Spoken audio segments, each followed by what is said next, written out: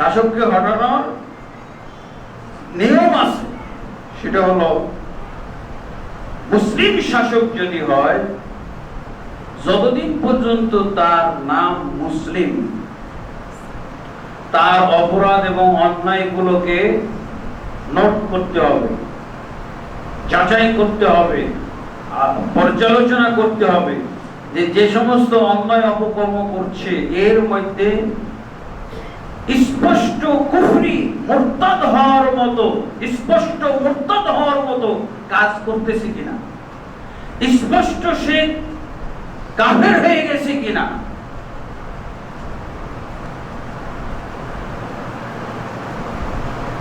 ইল্লা আইয়াতিয়া বিকুফরিন ওয়াহ ইনদাকুম মিনাল্লাহি বুরহান।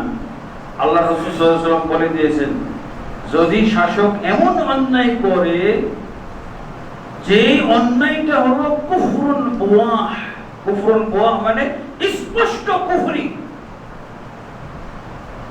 স্পষ্ট কুফরি, এবং ইনদাকুম মিনাল্লাহি বুরহান, আল্লাহর পক্ষ থেকে তোমাদের কাছে এই ব্যাপারে স্পষ্ট দলিল আছে। তাহলে কি করতে বলা হয়েছে? তাহলে ওই শাসককে উৎখাত করে ভালো শাসক বসানোর কথা, ভালো শাসককে তার স্থলে বসানোর কথা বলা হয়েছে। আচ্ছা, এইটা কখন? এইটা হলো ইসলামী রাষ্ট্রের শাসক যদি এমন হয়। এই জিনিসটা মাথায় উঠাইতে হবে।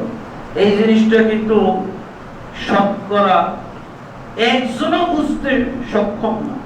ইসলামী রাষ্ট্রের শাসক এমন হয়ে গেছে, ইসলামী সংবিধান চালু আছে যেই দেশে, ওই দেশের শাসক কি করতেছে? স্পষ্ট কুফরি করতেছে, এবং স্পষ্ট তার ব্যাপারে কোরআন হাদিস থেকে দলিল আছে। হ্যাঁ, কারণ আপনার বিরাট শক্তি আছে না, একে উৎখাত করার মতো আপনি জনগণ পাবেন। কেন পাবেন না?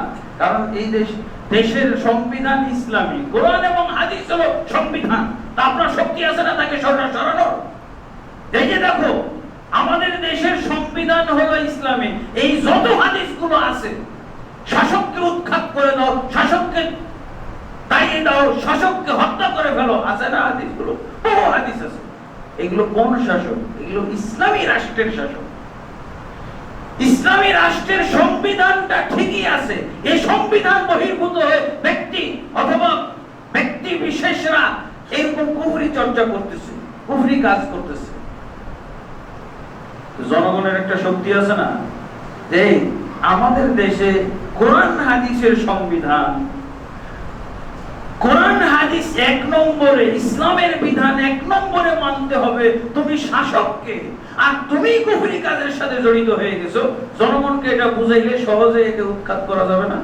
কিন্তু রাষ্ট্রই হলো অনিসলামী, রাষ্ট্র হলো অনিসলামী সংবিধান, মানব রচিত সংবিধান, আর আপনি ওই হাদিস এখানে চালাবেন? হ্যাঁ, ওই হাদিস এখানে আপনি জনগণ পাবেন? আপনাকে তো হত্যা করার জন্য বহু জনগণ বানিয়ে গেছে। অনিসলামী সংবিধান যে দেশে থাকে, আপনাকে হত্যা করার জন্য, আপনাকে মারার জন্য, আপনাকে ধ্বংস করার জন্য 99% মানুষ রেডি। কারণ সংবিধানই তো অনিসলামী। ব্যক্তিবর্গ এই অনিসলামী সংবিধানের উপরে গড়ে দেবে, তাদের ব্যক্তি জীবন আপনি পর্যবেক্ষণ করে কি করবেন? সে কুফরি করতেই পারে। তখন আপনি চলে যান মক্কার সঙ্গে, মক্কার অবস্থায়, মক্কি জিন্দেগিতে 1924 সাল পর্যন্ত এই পরিবেশ ছিল। শাসককে সরিয়ে দিয়ে, শাসককে হত্যা করে দিয়ে তাকে তার স্থলে ভালো শাসক বসানো, 1924 সাল পর্যন্ত এই সুযোগ ছিল। কারণ প্রত্যেকটা যুগে, প্রত্যেকটা রাষ্ট্রে সব ছিল খলিফা খলিফা খলিফা খলিফা খলিফা খলিফা, খালি খলিফার সিরিয়াল পড়েন আপনি। কিন্তু রাসূল সাল্লাল্লাহু আলাইহি ওয়াসাল্লাম কি মক্কি জিন্দেগিতে কি ছিল? সংবিধান ইসলামী রাষ্ট্র, ইসলামী সংবিধান ছিল। আবু জাহল ইসলামী সংবিধান বরণ করত, কি করত? কুফরি সংবিধান। আর আপনি লোক পাবেন কিভাবে? এই দেখো দেখো আমাদের খলিফা কুফরি কাজ করতেছে, তো করতেছে কি, আমরা করবো, তুমিও করো। অনিসলামী সংবিধান, অনিসলামী কাজের জন্যই তো সংবিধান এটা করা হয়েছে। তো তুমি এটা দিয়ে, তুমি এটা দেখে কি করবে? তুমি তাহলে কি করবে? এখন দাওয়াতি কাজ করে পরিবেশ তৈরি করো। তুমি মক্কি জীবনে চলে গেছো, তোমার রাষ্ট্রে সংবিধান নেই, তো তুমি কি বলে ওই শাসকের কুফরি দেখে কি করবে? জনগণও কুফরি করে, শাসকও কুফরি করে, সংবিধানও কুফরি, সংবিধানও মানে রচিত হয়েছে, আর তুমি ওই হাদিসগুলো এখানে বাস্তবায়ন করবে। ওগুলো হলো ইসলামী রাষ্ট্রের হাদিস। ইসলামী রাষ্ট্রের নেতারা যখন বক্র পথে চলে যায়, অন্যায় কাজ করে, অন্যায় অপকর্ম, কুফরি এবং শিরকে এবং মুরতাদ হওয়ার যাবতীয় কর্মকাণ্ডে জড়িয়ে পড়ে। আমার তো মূল শক্তিটাই নাই। আপনি বলতে পারবেন, এই শাসক তুমি এই কুফরি কাজ করো কেন আমাদের ইসলামী সংবিধানের হেফাজতকারী হয়ে? এই জিনিসগুলো আমাদের বুঝের অভাব। এই ক্ষেত্রে আপনি রাষ্ট্রের বিরোধিতা করবেন।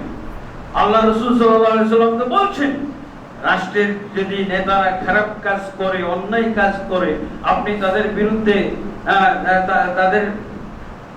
তাদের ব্যাপারে আল্লাহ রাসূল সাল্লাল্লাহু আলাইহি ওয়াসাল্লাম বলছেন, আও কালিমাতু হাক্কিন আফদালুল জিহাদি কালিমাতু হাক্কিন ইনদা সুলতানিন জাইর। উত্তম জিহাদ হলো হক কথা বলে ফেলা স্বেচ্ছাচারী অন্যায়কারী শাসকের কাছে। অন্যায়কারী স্বেচ্ছাচারী শাসকের কাছে তুমি হক কথা বলে ফেলো, এইটা হলো উত্তম জিহাদ। তো এখানে কিন্তু আরেকটা শব্দ বলা হয়েছে, ইনদা সুলতানিন জাইর। ইনদা মানে হলো নিকটে বা কাছে। তো আমরা তরজমা করি কি দিদ্দা, দিদ্দা আর ইনদা এক শব্দ নাকি। ইনদা মানে হলো যে শাসক অন্যায় করতেছে, অপকর্ম করতেছে, জুলুম করছে, স্বেচ্ছাচারিতা করছে, সেই শাসকের নিকটে হক কথা বলে দেওয়া হলো উত্তম জিহাদ। এটা নিকটে বলতে হলো তার যারা নিকটবর্তী আছে তাদের মাধ্যমে হক কথা বলা, তাদের মাধ্যমে হক কথা বলা। দিদ্দা সুলতানিন জাইর বলা হয়। দিদ্দা মানে বিরুদ্ধে বলে না, বিরুদ্ধে বলা না, তার নিকটে বলা। নিকটে বলতে আমরা হাদিসটাও তো কি করে ফেললাম, হাদিসটাও উল্টে ফেলে দিলাম, হাদিসটাও তো আমরা বিকৃত করে দিলাম। আল্লাহ রাসূল বললেন ইনদা সুলতানিন জাইর, স্বেচ্ছাচারী শাসকের নিকটে হক কথা বলে ফেলো। নিকটে হক করা বলে, বিপক্ষে হক কথা বলে ফেলো, তার বিরুদ্ধে হক কথা বলে ফেলো, এটা তো বলেন। কিন্তু আমরা কি করি? আমরা বিরুদ্ধে। বিরুদ্ধে কোথায় বলা যায়? মাঠে, ময়দানে, জনসভায়, এভাবে যেখানে শাসকের পুলিশ বাহিনী, যেখানে আপনার কোন কথাবার্তার মধ্যে কোন ধরনের যাচাই বাছাই করা হবে না, খালি এতটুকু শোনার জন্য তারা ব্যস্ত হয়ে আছে যে পুলিশরা যে বিরুদ্ধে বলছে নাকি, সরকারের বিরুদ্ধে বলছে নাকি, বিরুদ্ধে বলে ধর এবং গাড়িতে ওঠা। দেখছেন হাদিসের বিপরীত কাজ করাতে ফলাফলটা কি দাঁড়াইলো? আপনাকে তো এই জন্য তো এই ফলাফল দাঁড়াইলো যে আল্লাহ রাসূল তো আপনাকে বলেননি যে বিরুদ্ধে কথা বলো, নিকটে, শাসকের নিকটে কি কথা বলে ফেলো, হক কথা বলে ফেলো। শাসকের নিকটে অনেক মানুষ আছে না, অনেক আলেম ওলামা আছে না, আমাকেই দাওয়াত দিয়েছিল শাসকের মিটিং এ যাওয়ার জন্য। ঘরোয়া পরিবেশে 7-8 জন থাকবে, এদেরকে নিয়ে আমি যাই নাই, কারণ কয়টা অন্যায়ের বিরুদ্ধে কথা বলা যাবে। আর সেটা কি এই জন্য ডাকা হয়েছে নাকি? হয়তো তার পক্ষে কিছু মতামত নেওয়ার জন্য হয়তো ডাকা হয়েছে, তার চেয়ে না যাওয়াই ভালো। আর কয়টা অন্যায়ের বিরুদ্ধে কথা বলা যাবে সেই পরিবেশে? আর 1 ঘন্টা আধা ঘন্টা কম্বলের লোম সাফ করলে কি হবে? কিছু থাকবে? এরকম যদি হয় অবস্থাটা, তা আল্লাহ রাসূল সাল্লাল্লাহু আলাইহি ওয়াসাল্লামের হাদিস অমান্য করলে, হাদিসকে বিকৃতভাবে আমল করলে এর অবশ্যই উল্টা প্রতিক্রিয়া হবেই হবে। তাহলে আপনি কি করবেন? যদি অন্যায় দেখতেছেন তাহলে দেখেন যে সরকারের আশপাশে কারা চলাফেরা করে, সরকারের সাথে কারা চলাফেরা করে, ওখানে যে আপনি বলেন যে দেখেন এই যে আইনটা, এই যে নিয়মটা করতেছে এটা কিন্তু অন্যায়, কোরআন বিরোধী। আর আপনি এটা জানিয়ে দেন, পৌঁছে দেন, তারপর আপনি খুতবার ভিতরে দলিল হিসেবে পেশ করে দেন যে এটা ইসলাম বিরোধী, এটা কোরআনের অমুক আয়াত বিরোধী, ওইটা অমুক হাদিস বিরোধী। আমি শাসকের বিরুদ্ধে না, বিরুদ্ধে কথা বললাম না, আমি কোরআনের পক্ষে বললাম আর হাদিসের পক্ষে বললাম। আর অমুককে এর জন্য গালাগালি করা, এই বিরোধিতা করতেছে, এই বিরোধিতা করছে, ধর মার, একে উৎখাত কর, শেষ, এগুলোর বিরুদ্ধে। আর আল্লাহ রাসূল কি বলেন? তার কাছে, তার নিকটে, ইনদা আর দিদ্দা। ইনদা মানে নিকটে, কাছে, আর দিদ্দা মানে হলো বিরুদ্ধে। সাধারণ জনগণের পক্ষে কোনটা করা?